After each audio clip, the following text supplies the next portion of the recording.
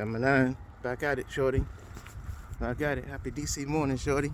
Happy DC morning. Out here taking a little walk, you know? Taking a little walk out here. Kind of cold. But I like to go for walks, man. I like to walk, boy. I hear a little police siren in the background. Hopefully it don't mess us up. The last time I did, actually last weekend, I did a little walk and talk. I recorded the video, then I looked at it. I was like, oh shoot. I had sniffled, and something was in my nose that nobody wants to see on camera, man. I deleted that video. Like, man, I ain't uploading that thing. But a question I got here. That is sirens coming closer. Hopefully, don't disturb.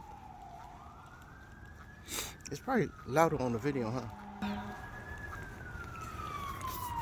Yeah, they're coming down right down the street. God dang it.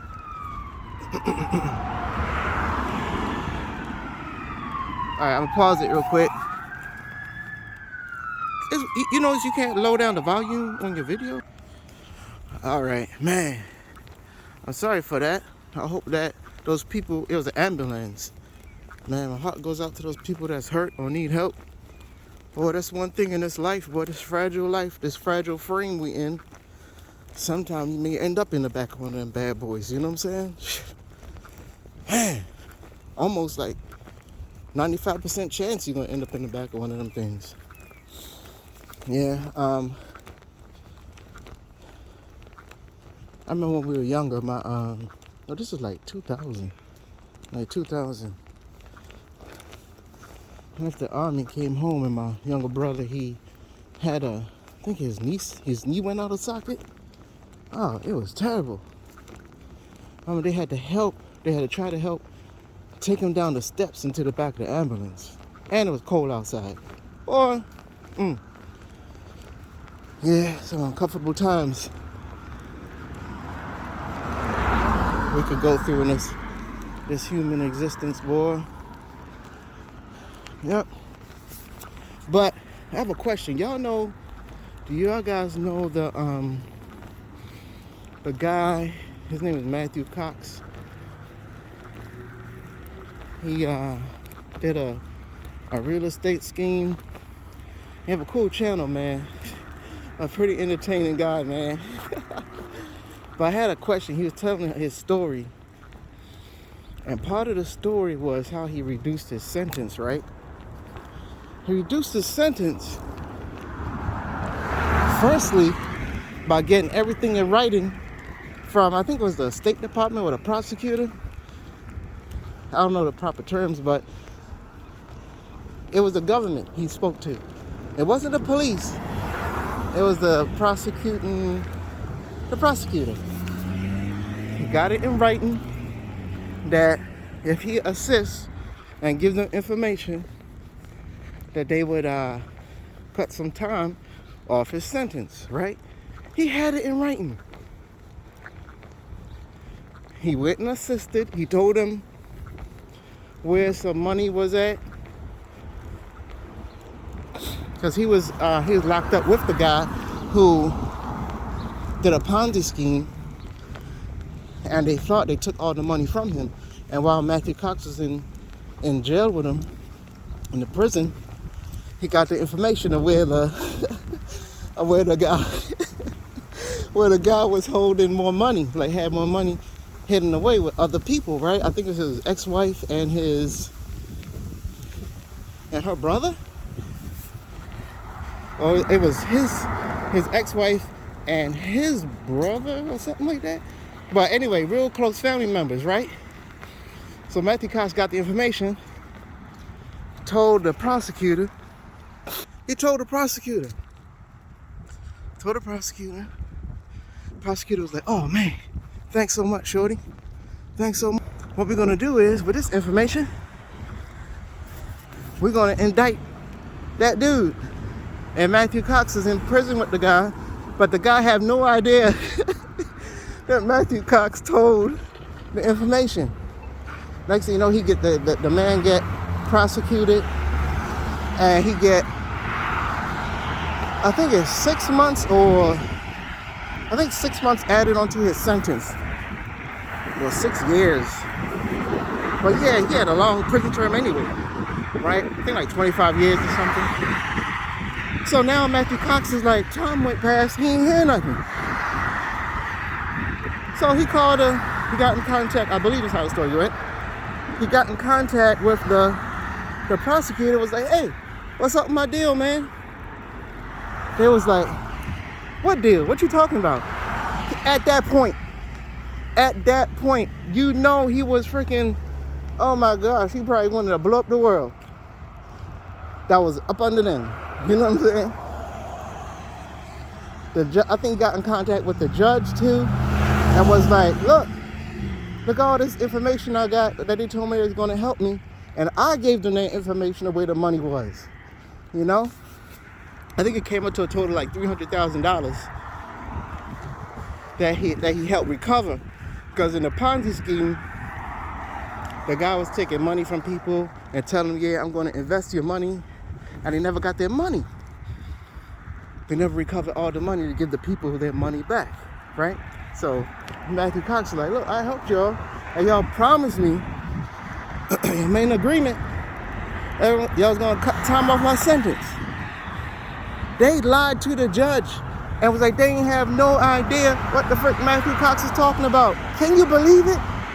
And what I wanted to ask Matthew Cox was, whatever happened, because eventually they made a deal. First they was like lowballing him for the amount of time he could get off. I think he got 5 years cut off for that.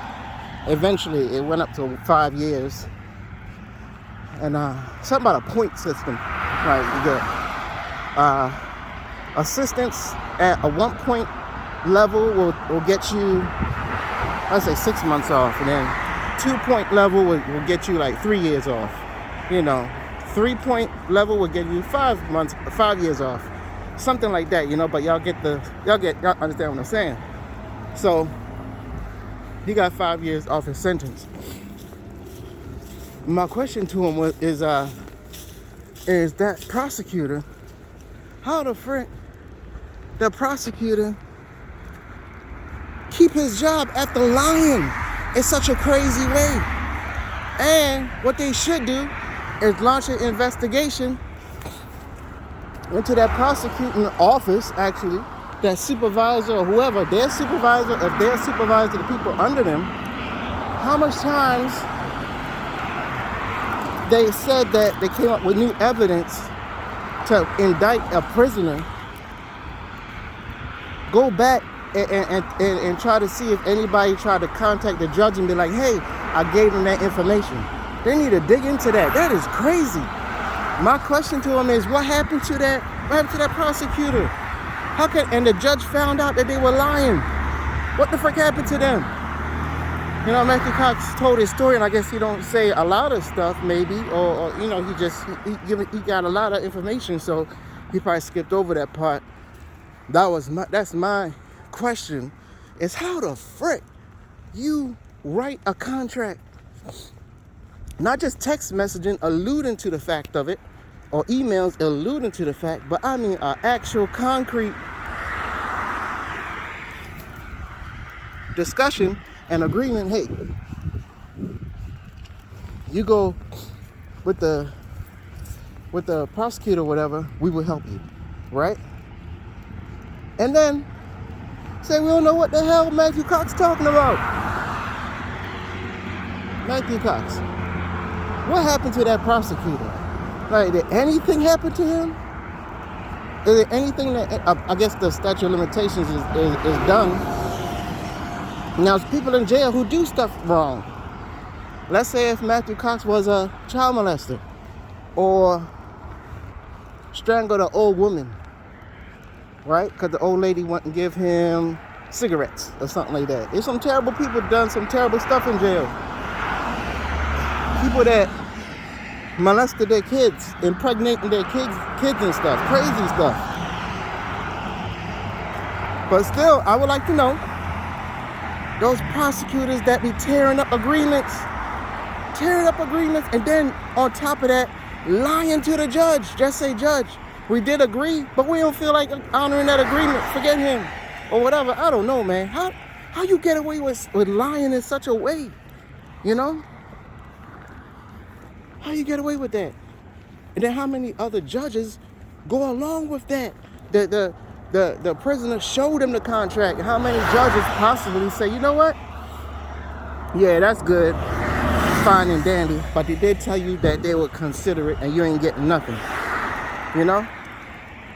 Man, I would like to know, in that particular case, what happened to their people, to those people. Did they go on to bigger and better things in the justice system and jobs and whatnot after doing dirt like that?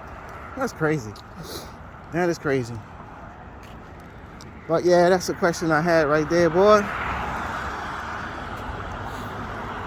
As far as DC, happy DC morning, shorty. Happy DC morning, boy.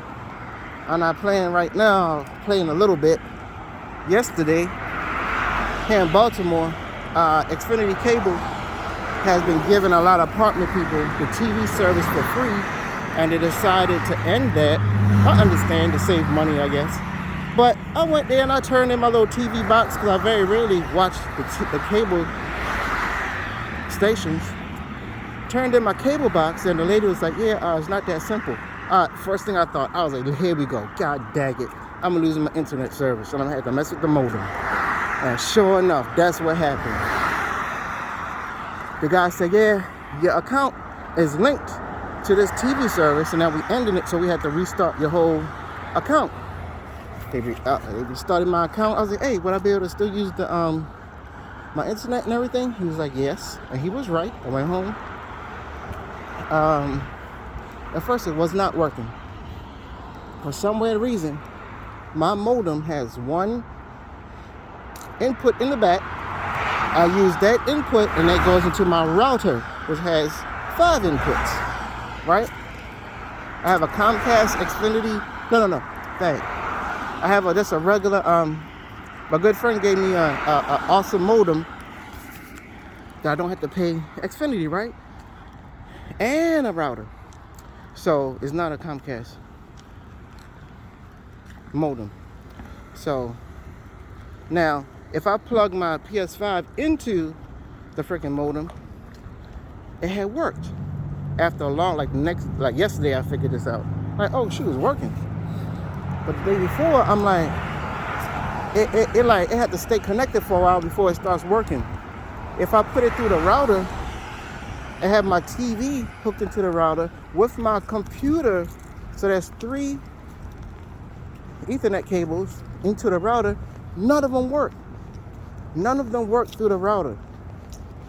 Somehow this changing of my account has, my friend told me he think they gave me a new IP address. So the IP address is in the modem, but the router doesn't know the new IP address number. So I was trying to do it yesterday, and I was fumbling, and I gave up because it's time to go get something to eat. And so I'll try that later. Right now I have it directly into the modem, so I'll be able to get on the play. But man, I want to fix my router, man. I want to fix my router so I can have my computer, be able to get onto the internet, non-Wi-Fi, wired in. And also my TV Ethernet cable into the router also. That's what I want. That's what I would like. Now, is there an Ethernet splitter that I could probably just put into the back of the modem? Possibly. That's possibly an option. I'll figure that out today. Right now I'm walking up to AutoZone. I went to change my oil, jack the car up and everything. I jacked the car up, and I said, all right, let me go get the oil filter from out the trunk. Couldn't find it. Inside the car, couldn't find it. Maybe I got it inside my apartment. Nope. And I knew I bought one, so I'm gonna go buy one right now. I can't find the oil filter. Look under the seats and everything. Good thing I didn't drain the oil. But yeah, shorty, that's my my awesome, happy Saturday morning. Hope y'all enjoy your weekend, boy. Here in Baltimore, we was about to get some rain, some snow and stuff. We didn't get none, thankfully. We got some rain. Got some rain, and people got accidents here and there, sadly. But walking over accident scene right here. All that stuff in the street right there. I don't know if y'all can see it. But yeah, man. So when it start raining, people, slide and go too fast on the highway still, and there's accidents. But thankfully, the city ain't shut down or nothing with no ice and all that as yet. Yeah. We're gearing up for Christmas, shorty. What y'all gonna get, boy? What y'all gonna get for y'all people? I got this nice Paper Song. Paper Song, if you look it up on Google, Paper Song Mickey Mouse. Paper Song is the brand of a like a greeting card, people like Hallmark. Paper Song had this awesome card. It's like a general card. You can put whatever you want in it, write whatever you want in it, but it's black and in glass. Piece of it's like gold glass, gold colored glass. It's Mickey Mouse, a circle and then two airs onto the black card. If you could imagine that. I got that card. That's the card I'm gonna use for my son, actually, because he like Disney World. I think he went to Disney World 3 times. I think 3 times he went. But I never been to Disney World. But that card looks so slick. It's $8. $8 for a card, man. But I'm telling you, that card looks so slick, dude. I was just walking in Walmart and seen it. I was like, oh, shoot. I think I picked up 2 of them. I think 2 of them I picked up, 2 or 3. Yep. Well, anyway, shorty, I'll get on Division 2 a little later.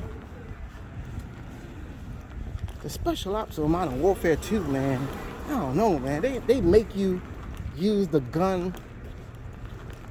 They limit you into the weapons that you can use, man. It kind of sucks. It kind of sucks. It's not like OG Special Ops. You know what I'm saying, boy? Special Ops Modern Warfare 2. I gotta get into it a little bit. I'll stream it. Got my little tank armor going on in Division 2. Experiencing my get my expertise up. I'm just on 12. Some people on 15, 17, 20. But yeah, DC rocking and rolling. Let's get my 9, shorty. See y'all out there, boy. See y'all out there.